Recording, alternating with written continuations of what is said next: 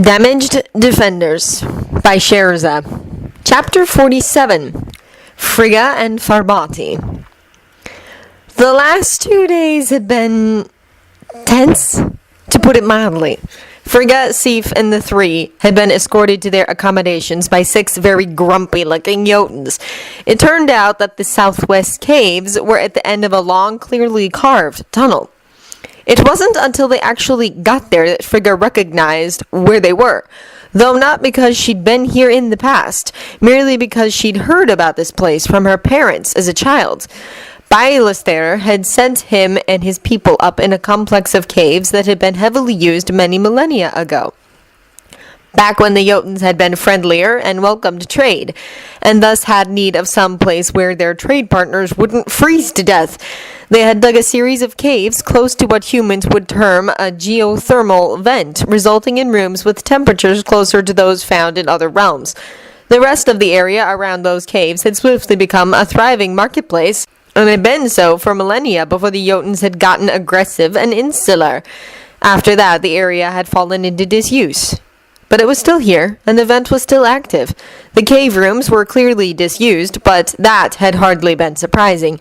Jotuns didn't do well in warm temperatures, so would have been disinclined to come here and clean the place up when they wouldn't be using it themselves. Fandral, Volstagg, and Hogan took the first available rooms on the southwest corridor, putting themselves between Frigga and any potential trouble. Sif, while apologetic, was very firm on the idea of sharing a room with Frigga as further protection. Frigga knew she didn't really need protection. She was more than capable of holding her own, even if she wasn't a fully trained warrior the way the boys and Sif were. Magically, there were remarkably few who had a hope of matching her. But she understood how uneasy her 4 companions were, and that they would feel better for being allowed to do this. They'd stayed put. Bylesthere had seen to it they were brought food and water, but otherwise kept his people away from them, which was probably a good thing.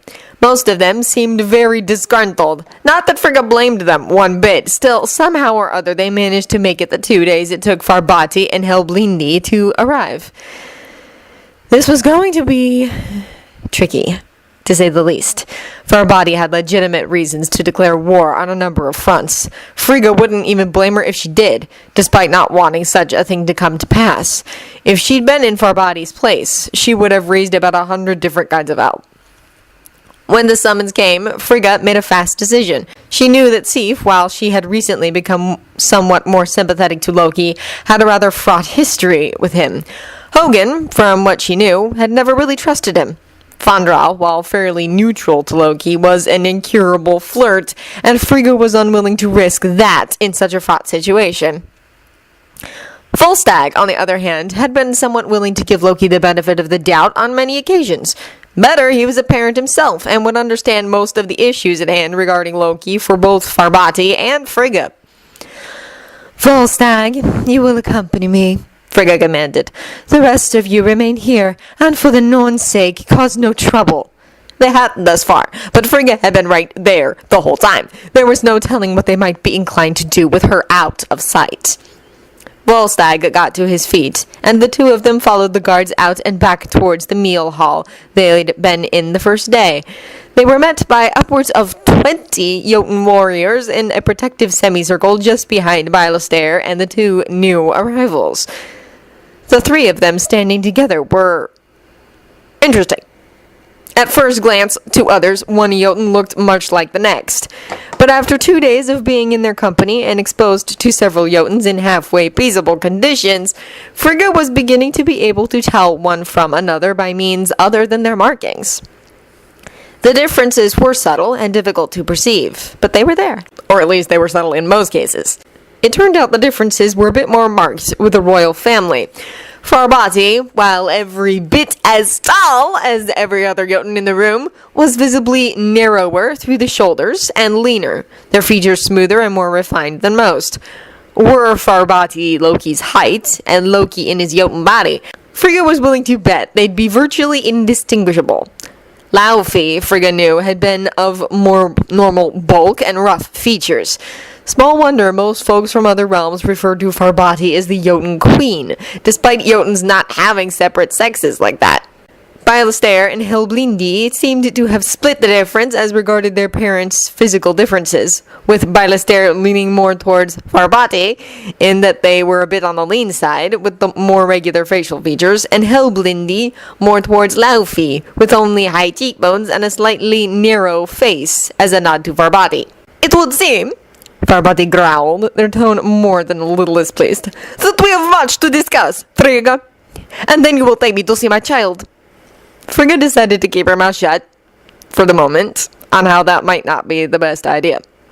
They'd deal with that bit later. Farbati was far too likely to assume it was an attempt to keep them from their child out of spite at the moment. Farbati and Laufey, despite outward appearances, had spent the last millennium quietly mourning their youngest child. Jotun ways might be brutal, but that did not make them devoid of the gentler emotions, and regardless of species, losing an infant was never a pleasant event. That they had been deprived of even a body to bury had made matters that bit more difficult, that the grief that bit sharper and more reluctant to fade. It was as well that even at the top speed one of their roughly domesticated beasts could manage, Bilaster's chosen stronghold was a day's travel away. It had given Farbati a much-needed time to vent some small portion of their rage and reach at least a pretense of calm. Did they ever lay eyes on Odin, child thief, again in this life, that fell monster would not survive the encounter. Farbati just hoped that Odin was consigned to whatever an Asgardian considered to be the most horrible afterlife. An eternity of that might just begin to pay the debt Odin had accrued in life. "You will tell us what has been done to our child," Farbati snapped. For a wonder, Frigga did exactly that. Veneer by birth Frigga might have been, and foreign to Jotun perceptions, but it was clear to Farbati as the tale unfolded that whatever purpose Odin had for stealing their child, Frigga had seen it as her own and treated it as such. For that small mercy, if no other, Farbati decided Frigga's life would be spared, no matter what else was revealed. Farbati was well aware of the limitations the mate of a ruler worked under, and knew that Frigga would have only been able to do so much to counter Odin and his decrees without awakening his ire. Farbati was startled, if relieved, to learn that Thor not only had seen their child as his sibling, but continued to do so even after the child's true parentage was revealed. Given Thor's eagerness to shed Jotun blood not so long ago, it was good news. Unfortunately, it would seem that was to be the only good news to be found in Frigga's tale. More than once over the next few hours, Farbati had to call a halt to Frigga's recital so they could withdraw and give vent to some of their outrage at what they were hearing. What in the name of all that was holy had Odin been thinking? It made no sense to raise a child not just in ignorance of who and what they really were, but in a society that vilified who and what they really were. Then, too, from all appearances, evidently expect said child to ascend the throne of their birth people. The number of ways that could have gone wrong boggled Farbati's mind. But then, for all they knew, that had been the whole idea. I have, in the last few weeks, begun to think that perhaps Odin suffered from some malady of the mind, Frigga said. It would explain much of his actions in recent times, though not back when he first brought Loki to Asgard. Frigga sighed. It was all bound to go wrong no matter what happened. Even had I been permitted to sit Loki down and explain things calmly, he would have taken it badly. As things occurred, well, it could have gone worse, but not by much. Thor was much favored by Odin, and more than a bit spoiled. He was arrogant and ill-suited for the throne, even as regent, until Odin returned from his sleep. But Odin would not hear me when I attempted to warn him, and Loki had by then learned better than to speak of his concerns. They would have been taken in the worst possible light by nearly everyone. So Loki put into place a plan. A not very well-conceived one, it must be admitted, but desperation will make a fool of even the cleverest of beings, Frigga said. So that is how some of our warriors managed to get to Asgard to never return, and how Thor came to be here and confronted Laufey, Farbati said. They had not known all of the particulars, as Laufey had been killed less than 2 days later. Frigga nodded. Yes, from what I've been told, Loki tried to defuse the situation in multiple ways, both before they came here and once they arrived, to no avail. Apparently, at some point during the fight that broke out, one of your warriors grabbed Loki by the arm. The freezing touch would not have worked on him, Farbati said, regardless the appearance of his body. Exactly. Evidently, it was enough to force his skin blue, even through Odin's spells. I didn't know. Frigga, even to Farbati's ears, sounded unhappy. Not until well after the fact. After Loki had confronted Odin. I still don't know what exactly Odin told Loki, but whatever it was, it did Loki no favors. He was very baffled. I thought having something else to concentrate on to take his mind off the news would be a good thing. It was not. It made matters much, much worse. Farbati growled as Frigga told the rest of the tale. Farbati could see the thread of more than slightly unhinged logic that had governed Loki's actions after the discovery of his true parentage. To a completely sane mind, the faults in the train of thought were rather blatant, but to someone who was well past not thinking clearly, it might seem like a good idea. While the damage to Jotunheim had been extensive, Farbati was more than happy to put all the blame for it on Odin's shoulders. Had he done things differently, Loki would not have become so unhinged. Just disallowing prejudiced speech against Jotuns in the palace would have helped, even if nothing else had been done differently. No, Loki would pay no price at Farbati's hands for his actions. Farbati could not guarantee such would be true for all Jotuns, but Farbati had enough influence to keep most from lashing out. Frigga let out a slow, measured breath that would have been a sigh of relief under other circumstances. So far, so good. Literally everyone in the room seemed to have decided to come down on the side of sympathy where Loki was concerned, focusing their outrage on Odin. And boy, had there ever been outrage, to put it mildly. There had been rather a lot of howling, growling, and not a little physical violence during the telling of the tale. Fortunately, the physical violence had been focused on chairs, tables, and walls, rather than herself or Volstagg. Nor had Farbati been the only one to give vent in such ways. Practically every Jotun in the room had lost their composure at least once. Nor did Frigga blame them in the least. The Norns alone knew she'd be ripping people to shreds if something like this had happened to Thor. Just the thought of it had her hackles up. Frigga probably would have been amused to discover that she was in complete agreement as to the preferred fate for Odin. This does not explain how my child has come to call Midgard home, Farbati finally said. Frigga mentally grimaced. That part of the tale is alarming, to be honest. Loki fell off the Bifrost, despite Thor's best attempt to prevent it. She said, better to not say it was a suicide attempt. Frigga had no idea how Jotun saw such things. Certainly suicide was viewed with great contempt in Asgard, as it was considered a coward's death. Even he was unsure how long he remained in the void before he was found. Unfortunately, he was found by the worst possible being in all of existence. He was found by Thanos. Maybe not personally, but Thanos had certainly had Loki in hand very shortly thereafter, so it counted. Farbati flinched violently and snarled an oath, making a warning gesture at just the name. Never mind the idea of what that being could and would do to any that came into his grasp. By the ice that spawned us, how is Loki yet alive? Farbati demanded. Solely because Thanos had a use for him, I fear, Frigga said.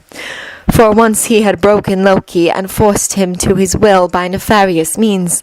Frigga still wasn't quite sure how Thanos had managed to regain his power or the exact means by which he had gotten Loki under mind control, but it was fair to assume nefarious was about the nicest way to put it. Then forced Loki to go to Midgard and fetch for him a tool that Odin lost many centuries ago that ended up on Midgard.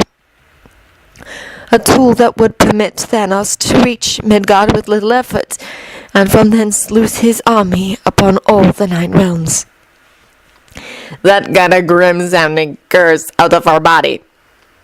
Obviously, this was somehow thwarted, Farbati rightly guessed. Just so. The mind control that Thanos employed left a visible marker.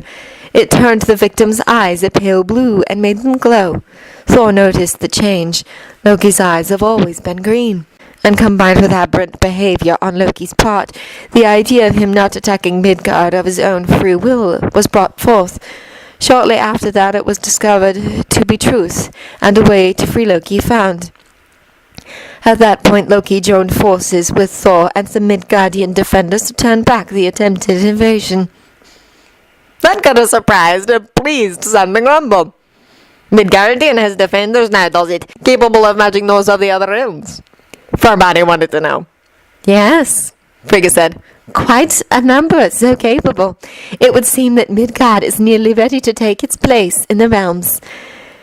It is an ignorant backwater no longer, though admittedly it is not yet fully enlightened either. And it's a little a time too, Farbati said, sounding amazed. It took more than 5 lifetimes for any of the other realms to rise, and our lives are much longer than those of Midgard. For them to be ready to rise within 2 of our lifetimes is remarkable. Quite so. They seem to be uniquely adaptable to any circumstance, which probably accounts for part of the speed of their rise. Their short lives may also be a part of it. They have to compact their actions taken over centuries or millennia into less than a century if they mean to live to see their goal, whatever it may be, accomplished. Farbati hummed, a sound that wasn't quite agreement, but wasn't disagreement either. Unfortunately, while they were successful in ending the invasion attempt, Heimdall has been able to confirm that Thanos is not giving up. He knows the way to Midgard now, and is bringing his army there the long way around. He will get there in about a year. Farbati scowled. That cannot be allowed. He will raise the realms if he manages to establish a stronghold there. Agreed. I have already been to Svartalfheim to warn the dwarves, and have sent the court ambassadors to the other realms to warn them. I felt that coming here myself would be the wisest course, given the things I was going to be disclosing, Frigga said. She was just glad that whatever else Farbati might think of Asgard, they weren't willing to let Thanos have it, or Midgard, because Thanos posed a very real threat to Jotunheim if he managed to get a foothold anywhere in the realms. Doubtlessly, Farbati's grievances would be brought to bear once Thanos was thwarted once more, but that gave them a year to forge some sort of understanding that could ameliorate the worst of Farbati's understandable outrage. It was better than nothing.